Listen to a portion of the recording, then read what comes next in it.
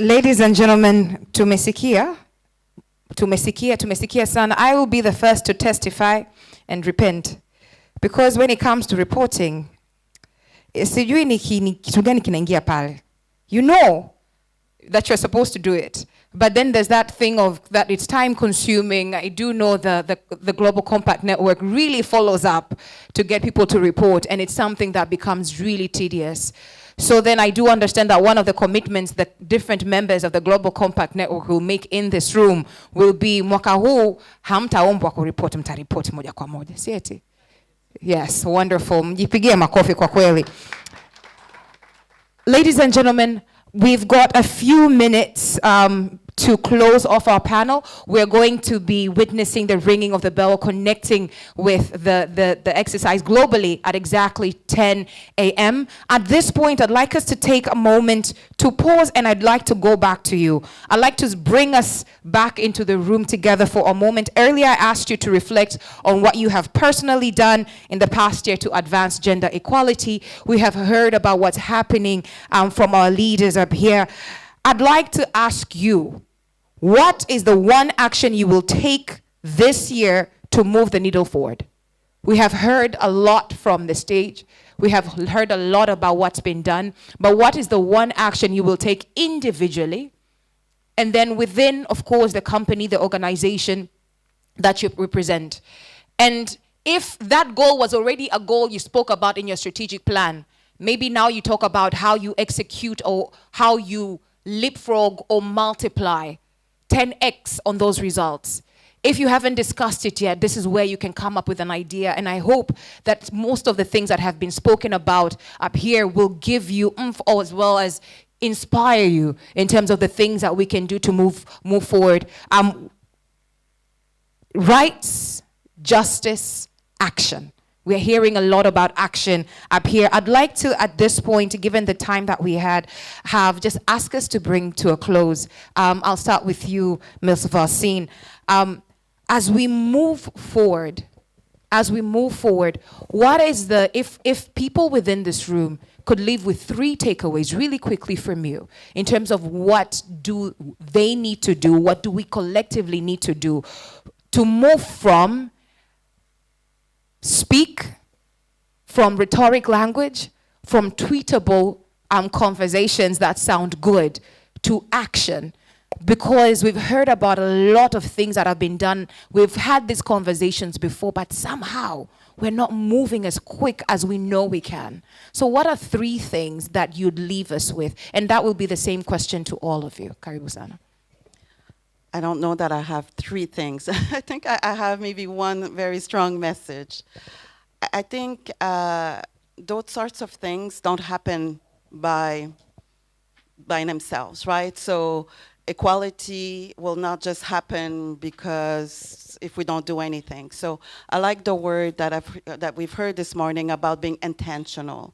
So you have to be intentional in terms of what you want to achieve. You have to be intentional in terms of measuring, especially businesses. We measure everything, right? We measure the number of project customers, the amount of revenue, but you need to measure the data in terms of where women are in the organizations, and then to be intentional and take actions to correct those gaps.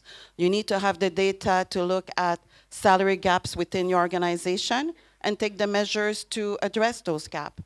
You need to measure if, for example, women are more susceptible to harassment or any type of workplace injury, and take measures against that. So all I'm saying is that this is just not going to happen by itself. We need to be very intentional, focused, and measure and close those gaps. Thank you very much. Mr. Nalisolela, makofi kwake tafadhali. Intentionality. Also, I'm not sure if I have 3 things like Martin said, but we have to be very mindful of the fact that time doesn't wait for us, because some of these things we've been talking about for forever. If you look at, for example, the UN SDGs, they established in 2015. It's been 11 years, and we have 4 years to go to 2030. And there are quite a few areas where a lot of things haven't changed yet. So really, maybe just to what Martin said, we have to be really intentional and have to understand that time doesn't wait for us. And what wasn't done yesterday, let's start doing it today. And like it was shared earlier by when Marsha was speaking, that we do these things not because we're trying to please someone or tick a box. We do these things because they are for us individually as well as within our organizations. We keep saying that equality is not just a social imperative, it's a business economic imperative. But a lot of times we don't seem to act as though it was a business imperative. You'd be very intentional when it comes to cost saving, when it comes to business growth, etc. But we leave the rest to the moment either the regulator comes and asks or UN Global Compact comes and asks, etc. So you just ask your head of HR to fill the form and submit. But really, time doesn't wait for us, and we have to start today what we're supposed to have done yesterday. Thank you very much. Makofi kwake tafadhali. Start today. Start today. The buzzword, intentional. Yes, we need to continue to be intentional. And for those, I believe, who have not signed in either through the UN Global Compact or through the WEPs, I think this is high time. It's high time because I have been speaking also to my colleagues from the team that in the past, we used to do this kind of like a ceremonially. So you'll be signing on the board, but that board doesn't take you to the platform, okay? So there is that element of inclusivity, of ensuring that you have the buy-in of your leaders. So it has to be something that you do it in the system, and the system will guide you through. We need also to remember now, like as the closing remarks, what I can say is for those companies that have gender inequalities in their workspaces, sincerely, it's not about scaring you, but it's about a fact. They always have higher turnover. What wanatafuta greener pastures? So you'll find like the suits, the men, will just like be, well, I'm quitting next month.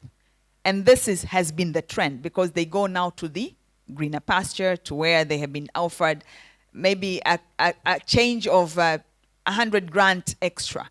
So you need to know that when you have gender equality within your workspaces, you will also have higher retention strategies, and also you will retain your staff.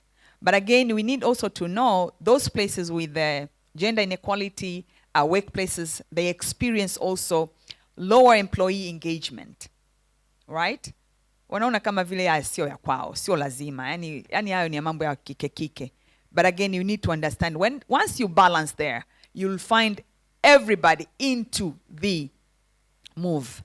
But again, also you need to understand they also experience a lot of legal issues in terms of like their organization, reputation, etc., etc. But again, one thing that I want to leave with you is within the gender equality, this should not be taken as it's one of those philanthropic issue. It's not. It is a competitive issue which must be taken boldly and close to heart. And once you do that, you'll report all the rise in productivity, all the rise in no issue within your to-get places, etc. You'll find a lot of harmony in place, right? Thank you very much. You definitely had three things. Ladies and gentlemen, a makofi yaliyoshiba kabisa to this incredible panel, these leaders really leading the way and not just speaking, but walking the walk, truly.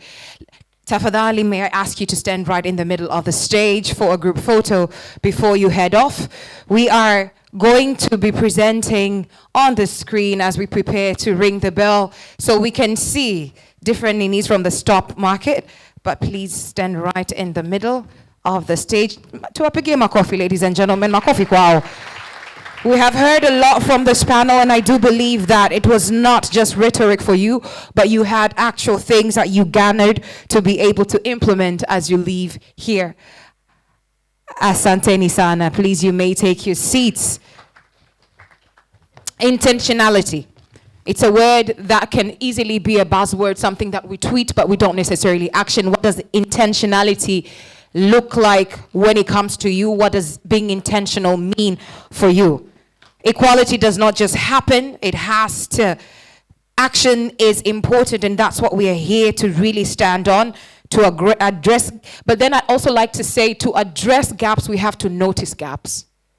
And many times, it is the truth that we end up living our lives in a bubble, such that there are gaps that you don't notice. And I'm going to share about a specific gap later on.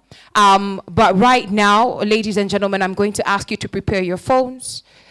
You can go to your camera, because we are about to get ready to ring the bell. And this is an auspicious moment. It's a great moment. This is where you can take some photos. We do have photos that you get the link to. But this is a great moment. You'll be able to say that you really took part of the Ring the Bell for Gender Equality convening in 2026. I am going to ask to the stage a few people, led by our guest of honor, so that they could take part and lead us in ringing the bell. And like I said, this happens in the next 3 minutes. So to the stage, Mheshimiwa mgeni rasmi, Honorable Martin Kolikoli, karibu jukwani tafadhali. Tumpigie makofi anavyokuja jukwani. I'd like to now bring back to the stage Ms. Valsine to the stage. I'd like to bring to the stage again Mr. Nalitolela, karibu sana jukwani. Ms. Marsha Makata Yambi, Ms. Shabnam Malik, may you please join them on the stage. Tafadhali, Ms. Catherine Gerford. Mr. Shirima, please join them on the stage. Ladies and gentlemen, again, I hope you have your phones ready. This is that moment. I'd like to also, jamani tupigie makofi kengele. Inafanyaga kazi kubwa sana. May you please support in bringing the bell, and the bell will be, oh, don't ring it. Hold the, kishikilie. Please hand it over to our guest of honor. May I ask that you switch positions? May you please, yes. All right.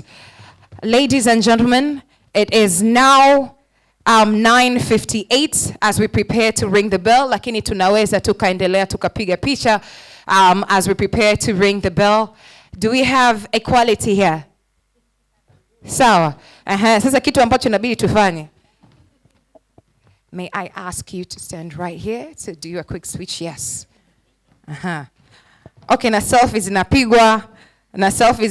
Ladies and gentlemen, congratulations to all the partners that have brought us here today. We are on standby. Ni muhimu tu on standby so we do not miss this moment.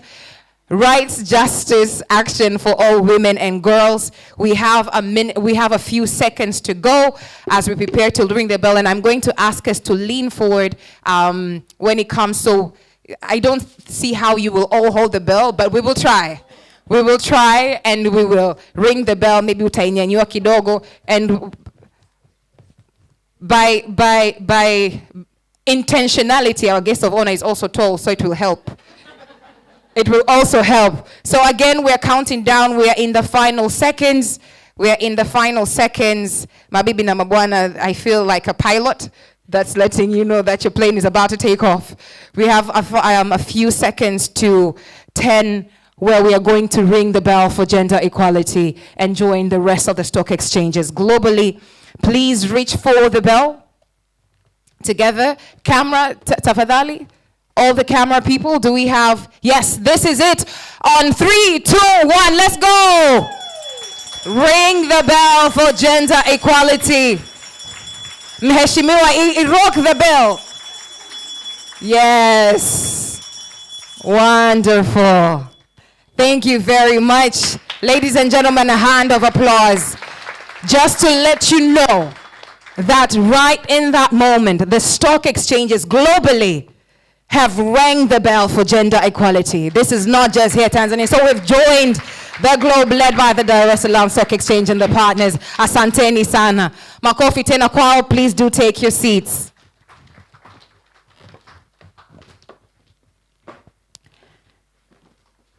If it's the first time that you have taken part in this activity, you will get to tell your grandchildren that in 2026, I joined the globe. in ringing the bell for gender equality, rights, justice, and action. And these are the commitments that I made, and this is what I made happen.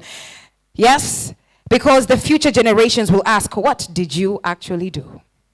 Yes?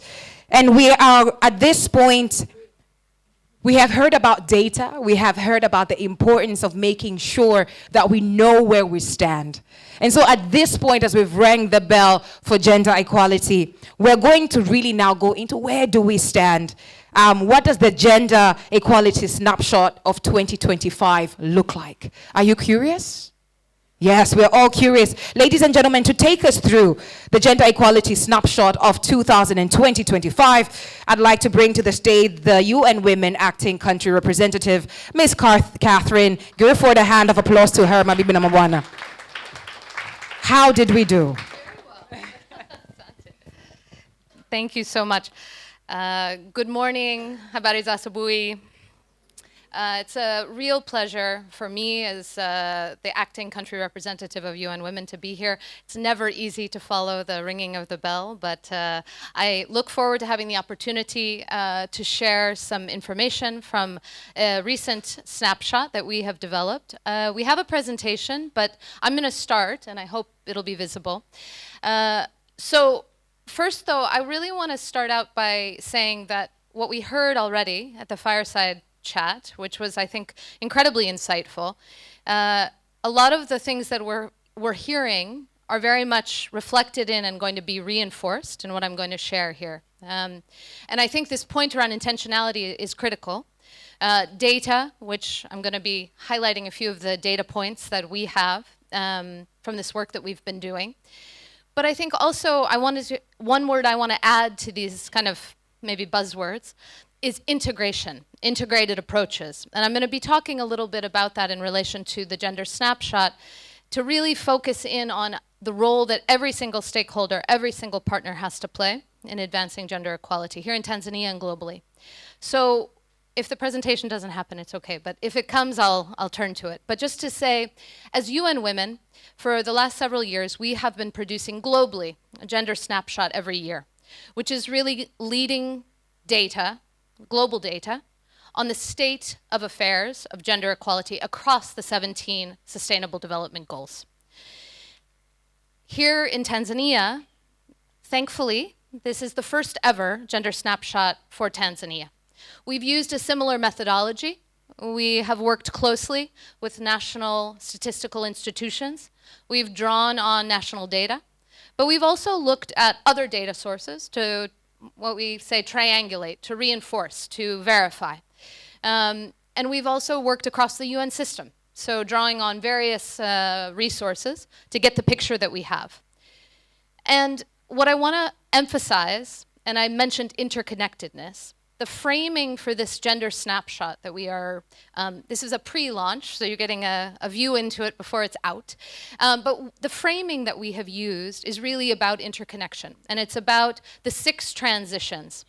And the 6 transitions were launched, announced in 2023 by the Secretary General, by the United Nations, but really the focus is on investment pathways. And I think for this audience, especially our private sector partners, investment pathways are critically important to inform how do we target our resources. We're talking about domestic resources, private resources, to advance gender equality, to close the gaps that exist.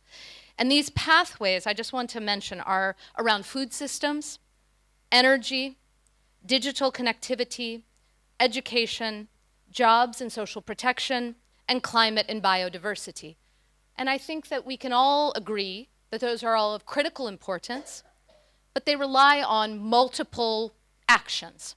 We're not going to see progress, as we heard, on jobs if we don't do certain things, right? If we don't close policy gaps, legislative gaps, education gaps. So thinking about how do we see these things as interconnected and coming together. And I also just want to say that the reason we took this frame, aside from the fact that it is this UN kind of investment pathway framework, is because they align very much with the priorities identified by Tanzania in the Tanzania Development Vision 2050 and across the policy frameworks and legislation that Tanzania has adopted and has made real progress as it relates to gender equality and more broadly. So the purposefulness of that, there's an intentionality. But moving beyond the 6 transitions or connecting to that, in the snapshot that we have developed, we go into a somewhat deeper dive into each of the 17 SDGs. And the reason for that, the Sustainable Development Goals, which range from, and I know not everyone maybe is as connected to the SDGs as I am, as we are at the UN, but we're looking at issues of poverty, of education, of health and well-being, of decent work, of inequality, and then of course SDG 5, which is gender equality. So we always think about gender equality both in terms of being standalone with the SDGs and cutting across every single one. If you don't see progress on gender equality, if you don't see change for women and girls and all people, positive change, opportunity, investment, you won't see change in other spaces. And that is why we want to emphasize that what we're seeing in terms of progress, as well as gaps, are really important for us to understand. And it goes back to this point around data. If we don't know where the gaps are, how do we close them? And if we don't know what works and what investments and what interventions are effective, then we may not work in the right way or the most coordinated or effective manner to address those gaps. So you'll forgive me because the slides have quite a bit of detail, but I'm going to try to speak without them. So apologies if I miss a few key points. But what I want to just highlight is I spoke about these 6 transitions. So I just want to give one example that you'll see when the slides are available and when the publication itself comes in a few weeks. But just by way of example, I mentioned one of the transitions being around energy access and affordability. Yeah. So here in Tanzania, first of all, I want to recognize when we think about this, and this is just one part of that picture, but recognize important progress that's being made with, for example, the National Clean Cooking Strategy of 2024 to 2034. That's a commitment that's been made at the highest level to advance clean energy. Yeah? But we also know, and the data is showing us, that at present, there's a lot of work to be done to be really ensuring that every single household, every single person has access to and utilizing clean energy. Right now, the data that's out there that's available is about 67% of households are using wood as their kind of primary energy source, and 25% using charcoal. Now, why does that matter? It matters because it tells us what the situation is. It also matters because those kinds of products being used expose people, women often, because of the fact that they do the majority of unpaid care, they do the majority of cooking, expose them to smoke, yeah? And also the time that it takes to gather those resources for cooking is often quite heavy. And the women and girls who are doing that work are spending that time gathering firewood, for example. Ah, fantastic. Okay, so now we're on the slides. So this is the 6 transitions to which I was speaking, and you can see the sustained investment that I was mentioning and how they all interconnect. Yeah, we can move on. Thanks. This is what I'm speaking about now. Sorry, 67% and 25%. So traditional cooking methods create significant barriers to gender equality. I've mentioned time requirements, hours spent gathering fuel, and then health risks, right? As far as indoor air pollution that disproportionately affect women. And then this issue of time poverty. So when women and girls are spending that time to gather these resources, for example, that time is not available to them to be in employment, to be seeking out and participating in educational opportunity. And then we see how that impacts other opportunities down the road. So it's where the interconnection piece comes in. We can go ahead. So I want to also emphasize that this snapshot that I'm talking about, the gender snapshot, it isn't only about highlighting where the gaps are, or even where the progress is, but it's also about identifying recommendations that can be taken up by investors, by the government, by other actors to advance progress. So for example, with this one, investing in clean cooking technologies.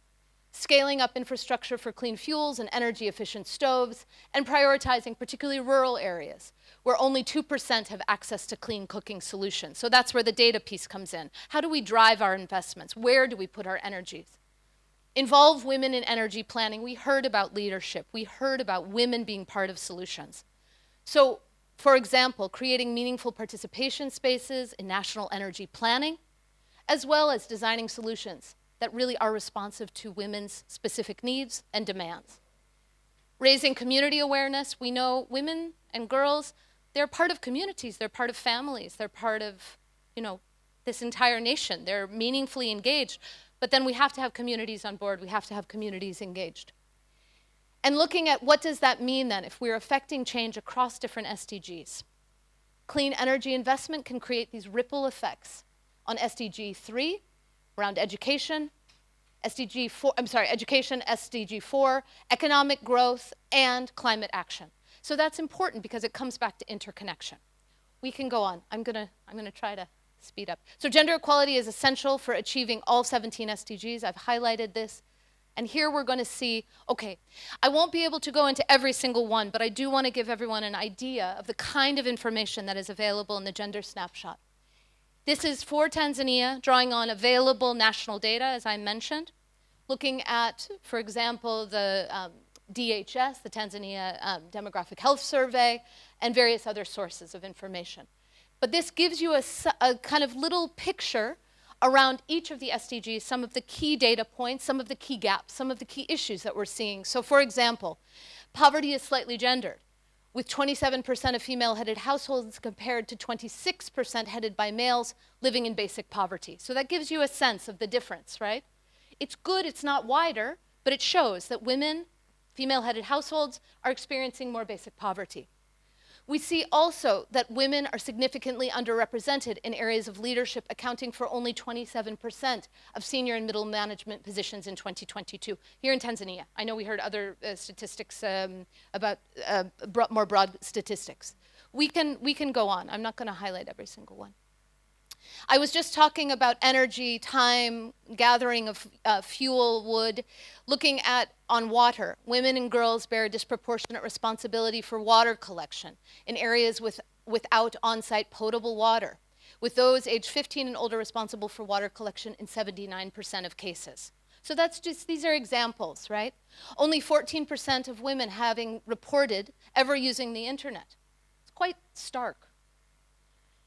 27.8% of men in 2022 reporting that. So looking again at the gender gaps, the challenges, while it doesn't mean that we don't target our interventions for everyone, because there's importance of closing gaps for every single person, but then looking at how do we specifically design interventions that address these gaps for women and girls. We can go on. Thank you. And then these are just other examples. Women represent 37% of Tanzania's judiciary, showing progress while underlining the need for greater gender balance. And we can go on. So I won't dwell on every single slide because I also want to, be cognizant of time. But here I'm just giving examples, and this is from our publication that's forthcoming, around the SDGs and what does this mean, a little bit more detail, as well as some of the, as I mentioned, sort of recommendations, looking at what can be done. So I mentioned despite progress, many gaps exist. We're looking at higher poverty rates in female-headed households. I mentioned that. And then also looking at women performing disproportionate amounts of unpaid care, limitations on social protections. So what do we need to do? What do we need to do to start to close and address these issues? We've heard about enhancing the availability of sex disaggregated data, poverty data included in that. And then looking also at interventions like targeted social safety nets. How do we make sure that women, including women in informal labor, are getting social support, social safety nets, so that they can then have that security? You can go on. So SDG 2 on no hunger, looking at land rights and agriculture. Agriculture is a driving force here in Tanzania of the economy, but then looking at issues like women facing significant barriers in land ownership, nearly half of women in agriculture working without pay, Concentration in unpaid family work, 68% of women working for family members, 27% self-employed. And I'm highlighting these points to emphasize that in order to reach the goal of no hunger for Tanzania, closing some of these gender gaps, investing in ways that can respond to and address them is critically important. We can continue. I want to highlight here good health and well-being, accelerating the progress that's been made on maternal health, and it's important to highlight where progress has been made. Since 2015-2016, we've seen a significant reduction in maternal mortality here in Tanzania, dropping from 556 per 100,000 live births to 104 per 100,000. That's in very important progress. However, we're not yet there in the sense that we haven't yet met the goal, the target of 70 per 100,000. So there's still work to be done. And we see also real progress on the under 5 mortality rate, but challenges are persisting with 112 live births per 1,000 by adolescent girls aged 15 to 19. So what do we need to do? Efforts are being made at comprehensive interventions, skilled birth attendants, women with anemia receiving treatment, as well as sustaining these recent gains is really important in terms of scaling up and training and continuing to deploy skilled birth attendants so that this can be sustained, as well as ensuring access to medical equipment, facilities, and quality care. Okay, we can go on. Sorry, that's a typo. Gender gaps in quality education, looking at percentages of, and this is from the Tanzania Demographic Health Survey 2022, so some of these data points may have shifted a bit, but just to highlight that as of that reporting, 9% of women, young women, completed secondary school and no higher, with 1% reaching higher education. Now, and I know the question often arises, okay, so we have women, young women completing at certain levels, what about boys? What about young men? Just to say that there are still gaps for young men as well, and there are dropouts and all of that, so we have to address those as well, but this is specifically looking at these issues and the challenges facing young women. What are some of the strategic solutions? Targeting investments in adult education programs to support that transition from secondary to tertiary and then into the labor force, expanded ICT infrastructure, so really supporting STEM education, strengthening menstrual hygiene management, and increasing assistive technology provision because the gaps are even wider for young women living with and with disabilities. We can carry on. So gender equality, these are just a few key points, a few data points for SDG 5, looking at, I've already mentioned around managers, looking at the issues around women in agriculture, land ownership, also around child marriage, data showing 16% of young women married, divorced, or widowed before the age of 18 as compared with 2% of men, young men, married, divorced, or widowed before the age of 18. So this continues to be a real issue and a real challenge for Tanzania and one that continues to require attention. We can go on. These are issues around ending violence against women and girls, sexual violence by a non-intimate partner decreasing with age from 6% for 15 to 19-year-olds to 2% for 40 to 49-year-olds. So again, how do we target our interventions? Where do they need to be? And then looking at what is required in terms of some of the priority actions. Implementing targeted reforms. I think everyone, I hope, in the room knows that there is a comprehensive national plan of action for ending violence against women and children. So how do we implement that? How do we make sure that those commitments are being turned into actual interventions? We can go on. I'm going to wrap it up. Decent work and economic growth, gender gaps. So women's unemployment rates, 10.3 compared to 7.1 for men percent. That's been closing slowly. That's positive, but it still continues to be an issue. So what do we need to do to address that? And we've talked about some of these interventions. We also know that women and men, but women at a higher level, are concentrated in low-paying informal sectors. And the gender wage gap persists, as well as I've already mentioned, limited access to social protection coverage, which means that if women experience crises, they don't have that security to help to kind of keep them moving and keep them safe and secure. We can go on, please. And then looking at reducing inequalities, which is SDG 10, and economic gender gaps, 40% of women earning less than 2/3 of the national median income, compared with 34% of men. Women owning 24% of buildings compared to 72% of men. So thinking about that ownership, capital, etc. As well as 33% of women owning agricultural land compared to 47% of men. So what are some of the actions to be taken? Implementing gender-responsive labor market reforms, strengthening our legal protections for women's property rights, enhancing access to credit and financial services, which we heard about earlier, and addressing discriminatory social norms. And this is what I want to emphasize too, that legislation, policy is of critical importance, but we also know that norms, social norms, influence decisions that are made, where investments are placed, priorities, and they really are the structural drivers of gender inequality. So how do we then address those discriminatory norms in ways that can be really transformative? And peace, justice, and strong institutions, looking at how, and the issues that continue to be necessary to address in terms of women's representation in the judiciary, advancing efforts to strengthen gender-responsive justice action, and really making strategic investments to advance women's leadership across all dimensions, including in the justice system.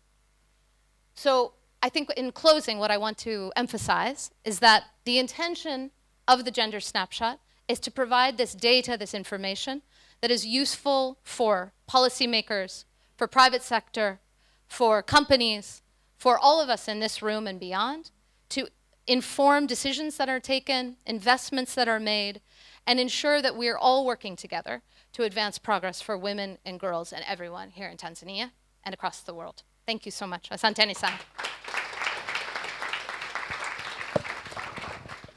Thank you very much. Another hand of applause for her in terms of how you managed that technical glitch in the very beginning. Thank you very much. Asante sana. Ladies and gentlemen, I do hope that if you are taking snapshots, etc., but the report will be made available, so you will be able to access it. There's a lot of information in there that's pertinent to look into. I will narrow in on one of the things that was said at the very beginning, integration. I was having a conversation with somebody just 2 days ago from a different country, and this gentleman said to me, he said, Tanzanians are the worst people at partnerships. It's like, you guys cannot work together. And that's why you remain small. So it was a long conversation. Mimi kama Mtanzania. Of course, I had to represent my country. Who are you to say that? I gave examples, and actually Ring the Bell was one of the examples I gave of the different institutions that year on year work together. But then I realized I didn't have enough examples. I didn't have enough examples. And so it was my moment to unlearn and be humble. But then it was a reflection point. In terms of many times we talk about partnerships, collaborations, but what are we doing to actually be able to foster those things? What are the different intrinsic characters that we harbor, the intrinsic characters and natures that we inhabit that restrict our capabilities to connect for the long term? What does it take to build sustainable partnerships, really? Beyond the one-off event, but really build sustainable partnerships across impactful programs that have scale and depth. I hope that that's a question that you'll ask yourself and reflect. Maybe you're that one person who's dealing with, these are the very, very, very minor things. We'll say envy. Ni kitu kidogo, but ndo kitu ambacho kinakukeep from pressing forward.